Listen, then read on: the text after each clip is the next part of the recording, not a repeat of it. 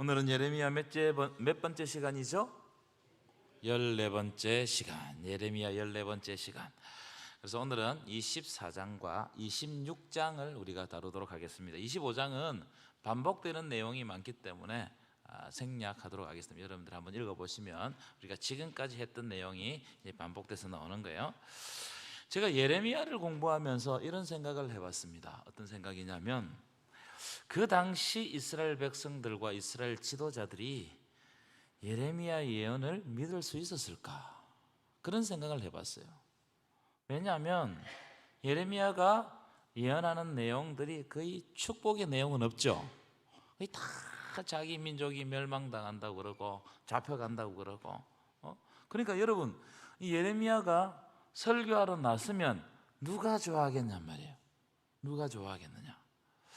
여러분, 사실은 저를 비롯해서 모든 사람들은 계속되는 죄의 고발, 심판의 선포, 그리고 멸망과 징계에 관한 예언을, 설교를 계속하면 받아들이기가 쉬울까요? 어려울까요? 사실은 쉽지 않을 겁니다. 저부터 시작해가지고 저부터 누가 자꾸 저에게 와가지고 당신 좀 있으면 멸망당할 거야, 징계를 당할 거야, 이런 이야기를 하면은 기분이 좋겠어요, 나쁘겠어요? 좋을 수가 없죠. 왜냐하면 그런 예언을 자꾸 듣다 보면 내가 엄청난 죄인이 되어버립니다. 그렇죠? 그러니까 유쾌하지가 않고, 이 예언의 말씀을 듣는데도 유쾌하지가 않고 불쾌하고, 그 말씀 자체를 듣는 것 자체가 매우 힘든 거예요. 그러니까 이스라엘 백성들도 듣다가 도저히 못 들으니까 어떻게 한다고요? 메신저를 없애버리는 거예요. 그 입을 없애버리는 거예요. 그래서 수없이 많은 선지자들을 죽였고 결국 예수님도 죽였어요. 그런 식으로 예수님이 죽은 거예요. 바리새인들에 와가지고 바리새인들이 잘못된 부분들을 지적하니까 바리새인들이 양심의 찔림을 받았는데 그걸 어떻게 풀어버립니까? 예수님을 죽이는데 풀어버렸어요. 만약 여러분들에게 누군가가 찾아와가지고 예레미야와 같은 예언을 여러분들이 계속 했다면 여러분들이 받아들일 수 있겠냐 이 말이에요. 저는 자신이 없어요, 솔직하게. 예레미야가 예언했던, 지금까지 우리가 예언을 계속 살펴봤지만은 축복하는 내용은 거의 없습니다. 계속 죄를 고발하고 징계를 선포하고 심판을 선포한단 말이에요. 그런 이야기를 들으면 너무나 불쾌하고 기분이 나쁠 겁니다. 여러분, 이 말씀을 듣는데, 예언을 듣는데 불쾌하면요, 기가 다쳐요. 기가 다치고, 기가 다치면 뭐가 다치죠? 뭐도 함께 다치죠? 마음도 함께 다치는 거예요. 귀가 듣기 싫으면요, 그 사람의 예언에 대해서 기대가 없어지고 아무리 말을 해도 마음이 다치니까, 그래서 마음이 강팍해지고 마음이 딱딱해지는 겁니다. 그러면 어떻게 되냐면은 예언하는 당사자에 대한 불신이 생겨요. 그렇죠? 이게 지금 계속 악순환이 되는 겁니다. 그래서 여러분, 들을 귀를 가지는 것이 너무나 중요해요. 믿으십니까? 들을 귀를 가지는 것이 너무나 중요하다. 들을 귀가 되면 그 듣는 귀를 통해 가지고 마음이 열리는 거예요. 이 마음이 열리면 하나님의 말씀이 들어가서 역사합니다. 그런데요, 아무리 하나님이라도 마음을 억지로, 물론 강권적으로 여실 때도 있지만 억지로 열지 않습니다. 그 사람이 마음을 닫아버리면 하나님이 역사하실 수가 없는 거예요. 그러니까 우리가 마음을 여는 거, 이거 굉장히 중요한 겁니다. 여러분, 성경은 우리가 살펴봐서 알겠지만 시종일관 우리를 죄인이라고 규정해요. 딱 규정하고 시작합니다, 성경은. 그렇죠? 우리 죄인이에요.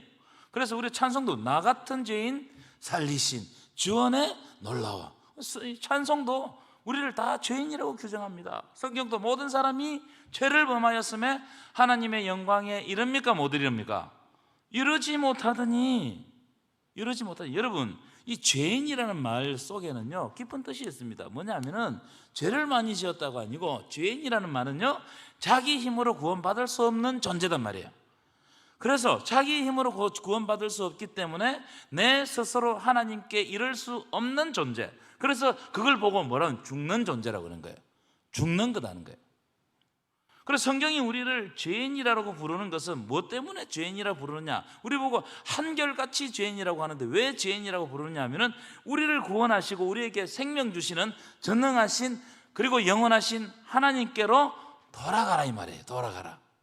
이게 성경이 우리들에게 시종일관 하시는 말씀입니다. 그 말씀을 듣고 돌아가면 산다, 이 이야기를 계속합니다. 끊임없이. 특별히 예언서에는요 거의 주제가 이야기입니다. 여러분, 그 이야기를 한눈에 보여주는 비유가 있습니다. 그 비유가 뭔지 아세요? 탕자 이야기. 여러분, 탕자 이야기 너무 잘 아시죠? 탕자 이야기. 탕자의 이야기는 뭐예요? 죽을 죄인이지만 아버지께로 돌아가면 아버지가 용서하고 살려주시는, 아니, 아버지는 이미 용서했다는 거예요. 돌아가기만 하면 된다는 거예요. 성경은 이 이야기를 시종일관 하는 거예요. 오늘도 그 이야기가 펼쳐집니다. 그 이야기가 오늘도 그 이야기가 펼쳐져요.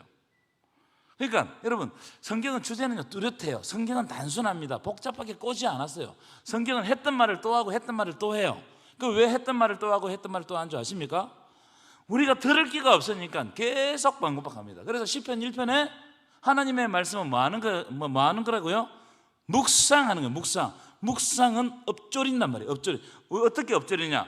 반복해서 읽었던 말씀을 또 읽고, 읽었던 말씀을 또 읽어가지고 내 마음에 새겨질까지, 그것이 내 삶의 습관이 될 때까지 엎조리는 거예요. 이럴 때 하나님의 말씀의 능력이 드러나는 겁니다. 설교 한번 들었다고 우리의 삶이 변하는 게 아니란 말이에요. 그걸 내 말씀을 내면화시키고 또 보고 또 내면화시키고, 이렇게 할 때 우리 속에서 생명이 드러나게 되는 겁니다. 자, 예레미야 24장으로 이제 들어갈 텐데요, 일단 읽고 시작할까요? 예레미야 24장. 읽는 것이 중요합니다. 공동체 성경 읽기가 굉장히 중요하다고 그랬죠. 함께 24장 간단하니까요 읽어보도록 하겠습니다. 제24장.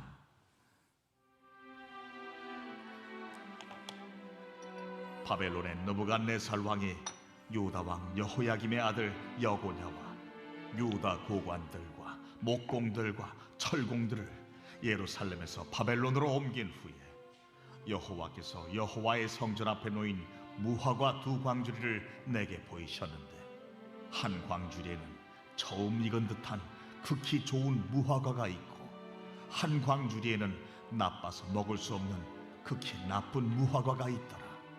여호와께서 내게 이르시되, 예레미야야, 네가 무엇을 보느냐? 내가 대답하되, 무화과이온데 그 좋은 무화과는 극히 좋고 그 나쁜 것은 아주 나빠서 먹을 수 없게 나쁘니이다 하니, 여호와의 말씀이 또 내게 임하니라. 이스라엘 하나님 여호와께서 이와 같이 말씀하시니라. 내가 이곳에서 옮겨 갈대아인의 땅에 이르게 한 유다 포로를 이 좋은 무화과같이 잘 돌볼 것이라. 내가 그들을 돌아보아 좋게 하여 다시 이 땅으로 인도하여 세우고 헐지 아니하며 심고 뽑지 아니하겠고, 내가 여호와인 줄 아는 마음을 그들에게 주어서 그들이 전심으로 내게 돌아오게 하리니, 그들은 내 백성이 되겠고 나는 그들의 하나님이 되리라. 여호와께서 이와 같이 말씀하시니라. 내가 유다의 왕 시드기야와 그 고관들과 예루살렘의 남은 자로서 이 땅에 남아있는 자와 애굽 땅에 사는 자들을 나빠서 먹을 수 없는 이 나쁜 무화과 같이 버리되, 세상 모든 나라 가운데 흩어서 그들에게 환난을 당하게 할 것이며, 또 그들에게 내가 쫓아보낼 모든 곳에서 부끄러움을 당하게 하며 말거리가 되게 하며 조롱과 저주를 받게 할 것이며, 내가 칼과 기근과 전염병을 그들 가운데 보내 그들이 내가 그들과 그들의 조상들에게 준 땅에서 멸절하기까지 이르게 하리라 하시니라. 아멘. 24장 내용은 간단해요. 간단하고 이해하기가 쉽습니다. 어려운 내용이 아니에요. 24장은 이런 내용입니다. 좋은 무화과와 나쁜 무화과 비유를 가지고, 이 환상입니다. 비유를 가지고 하나님의 마음과 섭리와 계획을 전달하는 하나님의 실물 설교라고 볼 수 있어요. 실물 설교. 그래서 환상을 줘가지고 이게 무슨 뜻인지를 백성들에게 설명하는 겁니다. 자, 1절입니다. 1절 한번 읽어볼까요? 시작. 바벨론의 느부갓네살 왕이 유다 왕 여호야김의 아들 여고냐와 유다 고관들과 목공들과 철공들을 예루살렘에서 바벨론으로 옮긴 후에 여호와께서 여호와의 성전 앞에 놓인 무화과 두 광주리를 내게 보이셨는데. 자, 이 그 느부갓네살 왕은 바벨론의 왕입니다. 이 느부갓네살 왕은 대단한 왕이에요. 대단한 왕이고 그 이 바벨론을 통일했던 왕이고, 이 느부갓네살 왕 때 가장 넓은 영토를 가지게 되었고, 느부갓네살 왕 때 이스라엘 포로로 잡아갔습니다. 그러니까 아주 대단한 왕입니다. 이 왕이 유다 왕들을 잡아가는데, 이 보십시오. 우리가 그 요시아의 4명의 아들이라고 그랬죠. 한번 제가 이야기하면 보십시오. 요시아의 아들 여호아하스, 그 다음에 김긴시라고 그랬어요, 그죠? 여호야김, 여호야긴, 시드기야, 김긴시라고 그랬죠. 근데 이거 보시면 오늘 본문에 보죠. 유다 왕 여호야김의 아들 여고냐가 바로 여호야긴이에요. 여호야긴. 이 여호야긴 때에 이 느부갓네살 왕이 와가지고 사람들을 잡아갔다는 거예요. 여호야긴도 붙잡아가고 사람들도 막 잡아갔어요. 여기 보면은 옮긴 후에라는 말이 나오죠, 그죠? 옮긴 후에, 이 말은요 포로로 잡아갔다 이 말이에요. 보면 아시겠지만 어떤 사람들을 잡아갔느냐 하면은, 첫 번째로는 고관들은 엘리트 집단입니다. 엘리트 집단들, 그죠? 귀족들, 이 사람들을 잡아가는 겁니다. 왜 잡아가느냐 하면은, 이 엘리트 집단들, 고관들을 계속 남겨놓으면 그 땅 가운데서 뭘 하겠어요? 독립운동도 하고 뭐 바벨론에 대항하고 군대를 조직하고 막 이러겠죠. 그러니까 고관들하고 그 자식들을 싹 잡아가 버립니다. 볼모 형식으로 잡아가 버려요. 왕족들을 잡아가 버립니다. 우리 병자호란 때 누구를 잡아갔습니까? 볼모로? 청나라에서 소현세자를 잡아가 버렸죠, 그죠? 그러면은 우리나라 이 왕이 꼼짝을 못 하는 거예요. 왜냐하면 여기서 잘못하면 저 아들 죽으니까. 볼모로 잡아간단 말이에요. 그 다음에 이제 뭘 잡아가느냐 하면은 기술자들을 잡아갑니다. 기술자들을. 그래서 목공들, 철공들, 뭐 석공들, 이런 사람들은 그때 당시에는 별로 이렇게 뭔가 사회적 지위는 없었지만, 그러나 이 바벨론 국가에서는 어마어마하게 중요한 사람이, 일본이 임진왜란 때 우리나라 쳐들어와서 누구를 잡아갑니까? 도공들을 잡아가잖아요. 똑같아. 기술을 있는 사람들을 잡아가 버립니다. 그게 나라의 그 어떤 큰 근간을 이루기 때문에 그래요. 자, 이 다 잡아가 버렸습니다. 그러니까 여러분, 이 잡혀가는 이 장면을 한번 상상해 보십시오. 이스라엘 땅에는 그저 그런 사람들만 남았어요. 이 나라를 움직일 수 있는 사람을 다 잡아. 그러니까 여러분, 이 땅이요 쑥대밭이든, 그러니까 사람들을 잡아가니까는 그 땅이 뭐가 된다고요? 황폐해져 버려. 땅이 막 이상해져 버리는 거예요. 이때 하나님이 이렇게 잡혀가는 어수선한 상황에서 하나님이 환상으로 예레미야에게 뭘 보여주느냐 하면은, 성전 문 앞에, 성전입니다. 중요하죠. 성전 문 앞에 무화과 두 강주리를 보여주시는 거예요. 무화과 두 강주리를 보여주시는데, 자, 2절 읽고 합시다. 2절 시작. 한 강주에는 처음 익은 듯한 극히 좋은 무화과가 있고, 한 강주에는 어떻다고요? 나빠서 먹을 수 없는 극히 나쁜 무화과가 있는 거예요.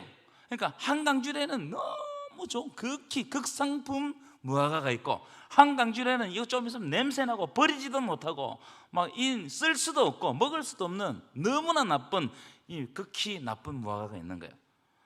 그러면은 나중에 쭉 보면 알겠지만, 좋은 무화과는 뭐냐? 이런 좋은 무화과가 뭐예요? 예레미야 안에서 좋은 무화과가 뭐라고 생각합니까? 예레미야가 선포하는 말씀을 듣고 바벨론에게 잡혀가는 자들은 좋은 무화과라는 거예요. 이야기를 하고 있는 거예요. 하지만 이 예레미야가 선포하는 예언의 말씀을 듣지 않고 바벨론으로 잡혀가지 않고 남아있으면서 뭔가를 해보겠다, 이들은 다 극히 나쁜 이 무화과라는 겁니다. 그래서 이것은 나중에 먹지도 못하고 다 버려야 된다는 거예요. 다 버림을 받는다, 이런 뜻입니다. 아주 간단하죠. 여러분, 이거 한번 생각해 보십시오. 이 장면을 이스라엘 민족이, 유다 민족이 볼 때 받아들일 수 있겠어요, 없겠어요? 받아들이기 어렵겠죠. 아무리 힘이 없어가지고 민족이 다 잡혀가다 하더라도 그래도 좀 남아가지고 독립운동도 하고 민족 해방을 위해서 애를 써야 될 것인데, 그런데 무기력하게 자기들 볼 때는 무기력하게 잡혀가는 것은 선이고, 잡혀가지 않고 남아서 투쟁하는 자들은 악이라고 이렇게 규정을 해버린 거예요. 그러니까 이스라엘 백성들, 특별히 유대인들은요, 이 민족 의식이 어마어마 강하잖아요. 그러니까 이 사람들이 이 예언을 받아들일 수가 없는 거예요. 어떤 유대인이 이 예언을 받아들이겠냐 말이에요.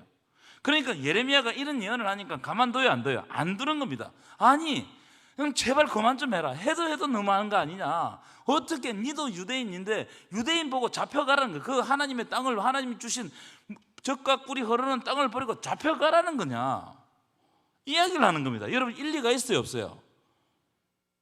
권사님, 일리가 있어요, 없어요? 있죠. 제가 들어도 일리가 있어요. 왜냐하면 우리 일제시대 때 딱 대비해보면 일리가 있잖아요, 그죠? 여러분, 그래서 하나님의 말씀이 때때로 이해되지 않을 때가 있습니까, 없습니까? 종종 있어요. 아니, 하나님의 말씀인데 이해는 돼. 그런데 심정적으로 받아들이지 못할 때가 있어요. 하나님이 뭐라고 말씀하시는지는 그 지식적으로는 알겠어. 그런데 내가 그 내 말씀으로 받아들이기가 힘들 때가 있다, 이 말이에요. 설교도 마찬가지입니다. 목사님이 뭐라 하는지는 알겠는데 근데 내가 이것을 받아들이지는 못하겠다는 거예요. 그런 내용들이 있습니다. 저도 그런 내용이 있었어요.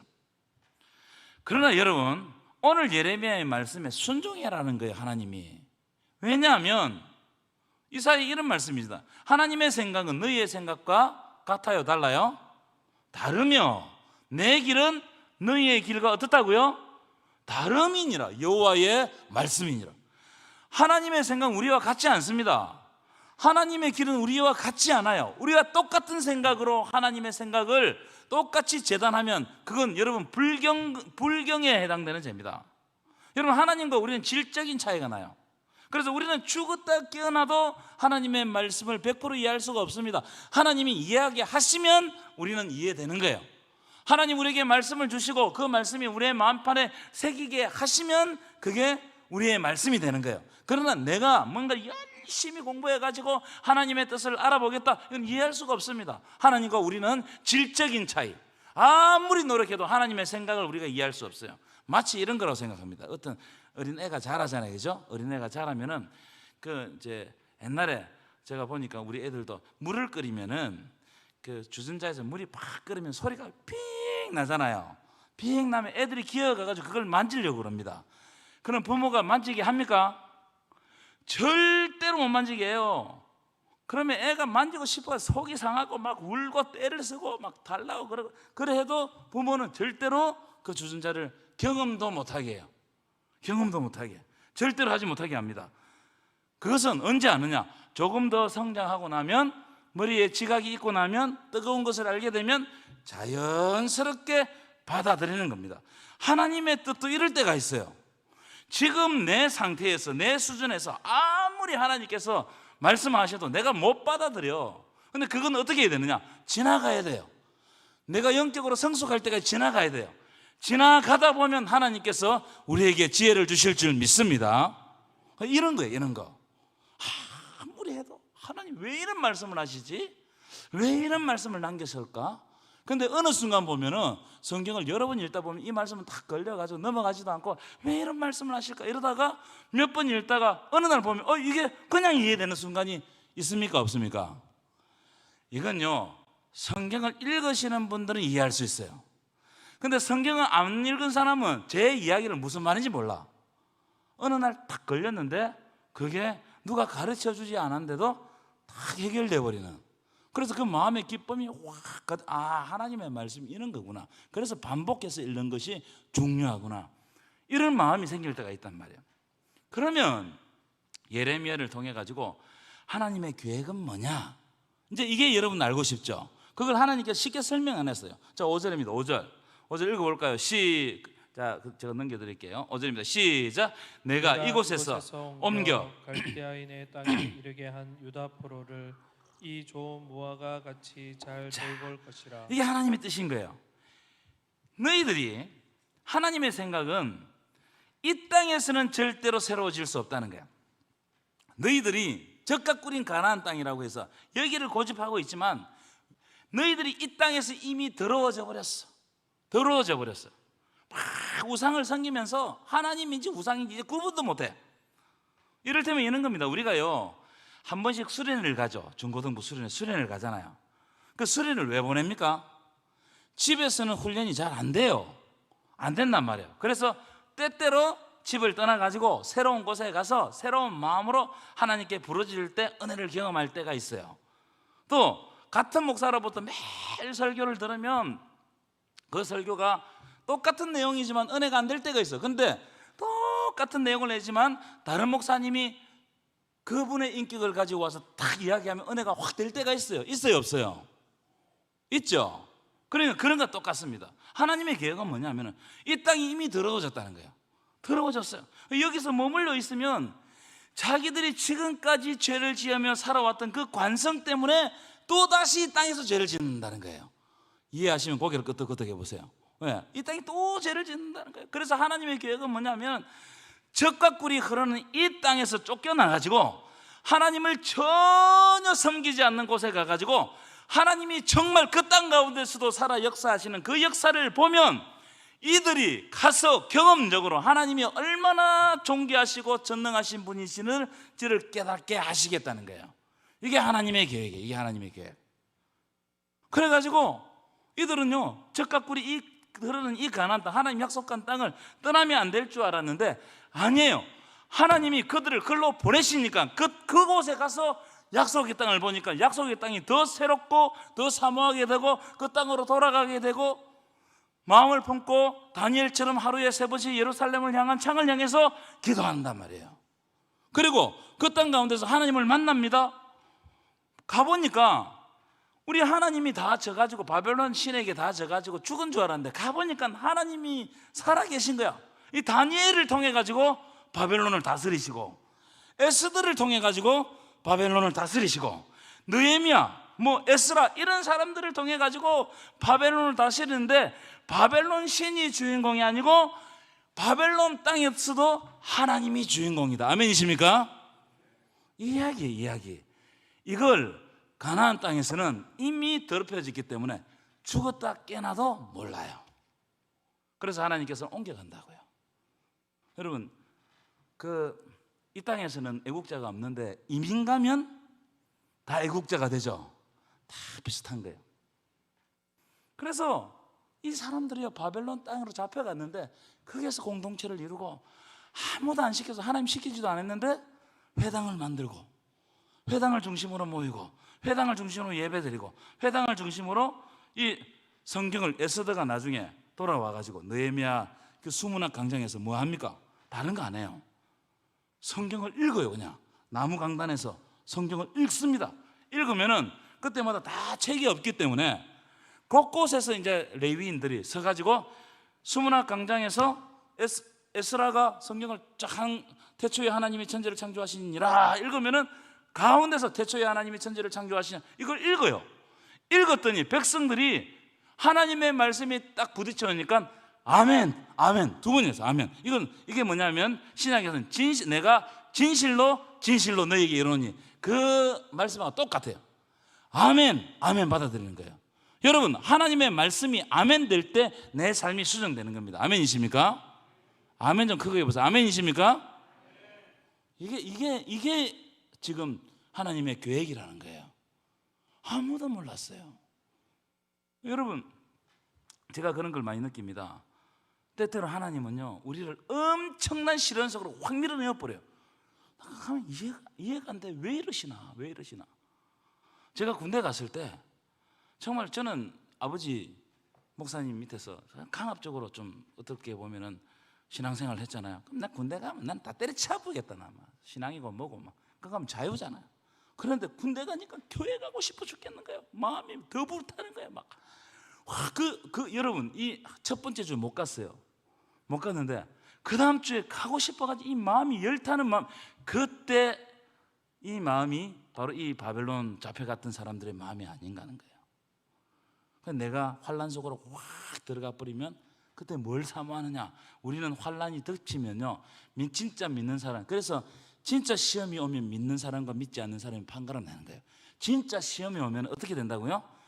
안 믿는 사람, 그냥 믿음이 없는 사람들은 세상 방법 따라 가버리는 거예요. 시험이 들어버린 거예요. 빠져버린 거예요. 근데 진짜 믿는 사람들은 시험이 오면 더 하나님을 간절히 찾습니다. 이왕 여기서 안 된단 말이에요. 자기 힘으로 안 된단 말이에요. 그러니까 하나님께 간절히 매달리는 거예요. 그래서 시험을 통과하고 넘어가는 거예요. 그때 어떻게 되느냐? 하나님은 안 보이지만 그 시험에, 그 환난에 하나님이 나와 함께 하셨다는 거예요. 아멘이십니까? 아무도 모릅니다. 환난을 겪어보지 않은 사람은 몰라요. 근데 환난을 겪어본 사람은 하나님이 자기와 함께 하심을 딱 깨달아 버린 거예요. 이겁니다. 이거 하나님의 뜻과 계획인 거예요. 그러니까 아무리 유대인들이 좋은 머리를 가지고 왜 우리를 잡아가십니까? 어떻게 하나님이 이렇게 우리를 역사 주관하시는 것이, 어떻게 안 믿는 사람에게 우리가 잡혀가는 것이 하나님의 역사 주관의 공입니까? 막 따져도, 똑똑한 말로 따져도 나중에 이걸 경험하기 전에는 절대로 몰라요. 경험하고 나니까 진짜 가나안 땅이 뭔지, 하나님이 왜 적과 꿀이 흐르는 땅을 주셨는지, 우리가 이제 그 땅으로 돌아가면 내가 뭘 해야 되는지를 딱 알아버리는 거예요. 여러분, 이러한 놀라운 역사가 일어나기를 간절히 축원합니다. 우리가 세상 가운데, 주일을 지나고 세상 가운데 살아가잖아요. 그러면 어떤 때는 말도 안 되는 환난이 나한테 확 닥쳐요. 그래서 그런 사람들이 많잖아요. 아이씨, 내가 오늘 예배도 잘 드렸고 헌금도 했고 기도 생활도 하는데 왜 하나님이 나에게 이런 환난을 주십니까? 그럴 때가 있습니까? 없습니까? 있죠. 그런데 그 깊은 환난 속을 쫙 걸어갈 때 어느 순간 이런 깨달음이 딱 옵니다. 하나님이 지금 나와 함께 하신다는 거예요. 아무도 내 어려움을 몰라도 하나님은 아시는 거예요. 하나님은 내 손 잡아주시는 거예요. 믿으십니까? 이 은혜를 경험해야 돼요. 환난이 온다고 두려워하지 마세요. 오히려 환난이 오면 하나님을 만날 수 있는 좋은 기회다. 이스라엘 백성들이 바벨론에서 진짜 살아계신 하나님, 이 영토를 초월하신 하나님, 세계 만방의 왕 되시는 하나님을 여기서 발견한 거예요. 그러니까 지금까지도 우상은 안 섬깁니다. 그 사람들 우상은 안 섬겨요. 그 전까지는, 바벨론 전까지는 우상 때문에 막 이게 골치가 아팠잖아요. 하지 말고 사사기부터 계속해서 우상을 섬겨왔는데 바벨론 포로 이후에는요 우상은 안 섬겨요. 우상은. 그러니까 이게 얼마나 하나님의 이 깊으신 뜻이 있는지 몰라요. 자, 넘어가겠습니다. 자, 6절입니다. 6절 한번 읽어볼까요? 시작. 내가 그들을 돌아보아 좋게 하여 다시 이 땅으로 인도하여 세우고 헐지 아니하며 심고 뽑지 아니하겠고. 하나님이 이 계획을 가지고 있는 거예요. 사람들 눈에는 안 보여요. 하나님이 뭐라고요? 너희들이 돌아가면 다 죽는 줄 알았지. 아니라는 거예요. 내가 그들을 돌아보아, 하나님이 돌아본다는 거예요. 그리고 너희들을 나쁘게 하는 것이 아니고, 잘 보십시오, 좋게 하여, 좋게 한다는 거예요. 그 다음에 다시 뭐라고요? 이 땅으로 인도하여. 이게 하나님이 다 계획이에요. 지금 우리는 못 보지만 하나님의 계획이 있는 거예요. 그 다음에 어떻게 한다? 세우고. 다 허물어졌잖아요. 세우고, 그 다음에 이제 다시는 헐지 아니하며 심고 뽑히지 아니하게 하겠다는 거예요. 누구를 통해서? 메시아를 통해 가지고 이야기를 말씀하고 있는 겁니다. 여러분, 이게 하나님께서 우리들에게 주시는 복음인 줄 믿습니다. 7절도 읽어볼까요? 시작. 내가 여호와인 줄 아는 마음을 그들에게 주어서 그들이 전심으로 내게 돌아오게 하리니 그들은 내 백성이 되겠고 나는 그들의 하나님이 되리라. 하나님은 딱 두 가지입니다. 첫 번째는 뭐냐면은 그들이 전심으로 나에게 돌아오라는 거예요. 돌아오는 거. 하나님 이걸 진짜 원하셔요. 돌아오라, 돌아오라, 제발 돌아오라. 그러면 어떻게 되느냐? 하나님은 나는 너희의 하나님이 되겠다. 너희는 내 백성이 되겠다. 나는 너희의 신랑이 되겠다. 너희는 나의 신부가 되겠다. 하나님은 나의 아버지가 되고 우리는 하나님의 아들이 되는 거예요. 믿으십니까? 이 이야기를 하고 있는 거예요. 이걸 하겠다는 거예요. 여러분, 하나님의 마음이 이제 보이십니까? 예레미야를 통해 가지고 계속 했던 이 말이 뭐냐면은 너가 떠나가라가 아니고 돌아오라. 하나님 돌아오라. 그 다음에 넘어가겠습니다. 자, 8절. 자, 그러나 8절입니다. 8절. 이제 앞에 무화과는 어떤 것에 대해서 했습니까? 좋은 무화과 했죠. 이제 나쁜 무화과는 뭐냐? 이제 여러분, 좋은 무화과는 이만큼 했으니까 나쁜 무화과는 자동적으로 알겠죠? 그래서 설명을 좀 들어봅시다. 그래도 8절입니다. 8절 읽어볼까요? 시작. 내가 이 땅에 남아있는 자와 애굽 땅에 사는 자들을 나빠서 먹을 수 없는 이 나쁜 무화과 같이 버리되. 자, 두 가지예요. 예레미야 그렇게 지금 외쳤습니다. 근데 하나님의 말씀, 예레미야 말씀, 예레미야 예언의 말씀을 불순종해 가지고 잡혀가지 않고 이런 사람이 있어요. 나는 여기 남아 가지고 한번 해보겠다는 사람. 여러분, 별 사람이 다 있잖아요. 있겠어요, 없겠어요? 있어요. 두 번째, 애굽으로 가겠다는. 애굽으로 왜 갑니까? 애굽으로 왜 간다고 그랬죠? 애굽에 가서 힘을 빌려오겠다는 거예요. 애굽에 가서, 애굽은 강대국이니까 내가 애굽에 가서 애굽의 힘으로 독립을 이루어 보겠다. 이런 생각을 하는 사람들은 나빠서 먹을 수 없는 무화과라는 거예요. 나빠서 먹을 수 없는 무화과. 그들이 생각할 때는, 그들이 똑똑한 사람들이잖아요. 그 사람들 그런 생각을 했으니까. 그들이 생각할 때 잡혀간 사람들이 무능하고 무지한 것 같지만, 하나님이 생각할 때에는 자기들의 능력을 믿고 이 땅에서 버티고 애굽의 힘을 빌리려고 하는 그들이 더 무능한 거예요. 자, 한번 제가 말씀드립시다. 여러분 보십시오. 하나님의 말씀에 순종하는 건 사람들이 볼 때 굉장히 어리석게 보여요. 무능하게 보여요. 근데 하나님의 볼 때는 어떻게 하냐면은, 하나님의 말씀에 순종하지 않는 사람이 더 무능해 보이는 거예요. 그러면 결국 우리가 쭉 그런, 어떤 사람은 하나님의 말씀에 순종하는 사람이 있을 거고, 어떤 사람은 말씀에 순종하지 않는 사람이 있을 거예요. 근데 어느 세월을 쭉 살아가면 그 결과가 어떻게 되겠어요? 하나님의 도우심을 입은 사람은 반드시 형통하게 될 줄 믿습니다. 지금은 몰라. 지금은 딱 볼 때는 둘의 출발이 오히려 이 말씀에 순종하지 않는 사람이 더 빨라요. 그렇잖아요. 세상 방법이 늘렸으니까 그것만 딱 잡아버리면 되니까 더 빨라요. 그런데 하나님의 말씀에 순종하는 좀 느리게 보이거든요. 근데 하나님은 전능하시잖아요. 하나님 살아계시잖아요. 하나님 영원하시잖아요. 아멘도 안 하시네. 그렇기 때문에 결과는 반드시 하나님의 말씀을 지키는 사람이 형통하다는 거예요. 믿으십니까? 이야기를 하고 있는 거예요. 이야기를. 이게 하나님의 계획이다. 그래서 하나님 어떻게 하시느냐, 이 사람들 똑똑하다고 했던 사람들에게 하나님은 뭐라고 말씀하시죠? 9절입니다. 9절 시작. 세상 모든 나라 가운데 흩어서 그들에게 환난을 당하게 할 것이며, 또 그들에게 내가 쫓아보낼 모든 곳에서 부끄러움을 당하게 하며 말거리가 되게 하며 조롱과 저주를 받게 할 것이며, 10절 내가 칼과 기근과 전염병을 그들 가운데 보내 그들이 내가 그들과 그들의 조상에게 준 땅에서 멸절하기까지 이르게 하리라 하시니라. 하나님의 결과가 뭡니까? 그들이 하나님의 말씀을 따르지 않을 때는 그들은 진짜 환난을 당한다는 거예요. 믿는 사람들이 환난을 당하는 것은 뭐냐면은 하나님의 테스트입니다. 그래서 오히려 우리가 하나님께서 주시는 환난을 당하면 그것을 통해서 하나님은 영광 받으시고 결국 그 자리에서 높여가십니다. 우리를 성장시키기 위해서 환난을 주신다는 거예요. 때때로 환난이 있습니다. 환난 없는 사람 없어요. 때때로 이해할 수 없는 일이 닥쳐요. 근데 믿는 사람에게 내가 죄를 짓지 않았다면, 그러니까 이 죄라는 것은 그 하나님의 말씀에 불순종하는 그런 죄를 짓지 않았다면 하나님께서는 환난을 줬다는 이것은 뭐냐면은 그 사람의 신앙을, 그 사람의 삶을 한 단계 끌어올리기 위한 하나님의 계획이에요. 믿으십니까? 그런데 하나님의 말씀에 순종하지 않는 사람의 환난은 뭐냐면 진짜 죽는 거예요. 이걸 잘 아셔야 됩니다. 이걸 모르면요, 사람들의 눈에는 환난은 똑같은 환난을 보여요. 그런데 환난의 모양은 비슷합니다. 이 힘은 이런 모양, 저런 모양, 저런 모양 다 당연 볼 때는, 우리 눈으로 볼 때는 그게 하나님이 주시는 환난인지 아닌지를 잘 몰라. 그런데 그걸 어떻게 할 수 있느냐 하면은 그 사람이 환난 앞에서 어떻게 반응하느냐를 보면 알아요. 내가 환난을 딱 당하잖아요.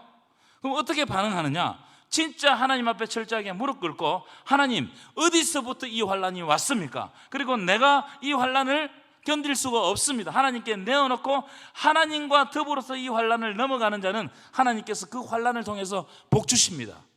믿으세요?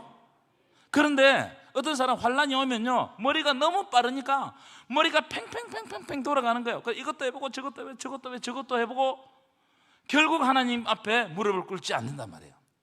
하나님은 환난을 주시는 이유가 그거예요. 너희가 하나님 앞에 무릎을 꿇으라는 거예요. 그러면 지혜를 주는. 여러분, 지혜는요 하나님으로부터 옵니다. 믿으십니까? 지혜는 하나님으로부터 와요. 어느 순간 내가 그것을 문제를 안고 기도할 때 하나님께서 찰나로 착 지나가게 하시는 생각이 딱 있는 거예요. 기도하지 않는 사람은 죽었다 깨어나도 이걸 몰라요. 근데 기도하는 사람은 어느 순간 찰나적인 생각을 하나님이 주시는데 그 생각이 내 머리에 딱 잡히면서 아하, 이거구나 딱 생각이 듭니다. 그러면 그 환난은 환난이 아니에요. 왜냐하면 하나님이 답을 나에게 주셨기 때문에 환난이 아니단 말이에요. 근데 어느 순간은요, 아무리 해도 미지에 있는 것 같아요. 미지에 도저히 모르겠어. 그러면서 여러 가지 방법을 의지해도 길이 안 열려요. 그런 사람들은 세상 방법을 자꾸 의지하는 거예요. 여러분, 어떤 일을 만나든 여러분이 하나님 앞에 무릎을 꿇어야 돼요. 기도해야 돼요. 아멘이십니까? 그게 우리가 예수 믿는 사람, 하나님 믿는 사람들의 특권이면서 우리가 그렇게 할 때 하나님은 지혜를 주십니다. 제가 청년부를 가르칠 때 제가 이 이야기를 한번 했습니다. 청년부를 가르칠 때 뭐라고 이야기했냐면, 너희들이 기도하고 말씀을 읽고 말씀을 순종하고 말씀을 적용하는 것이 왜 중요하냐? 이것은 하나님 앞에서 바다에 그물을 치는 것과 같다는 거예요.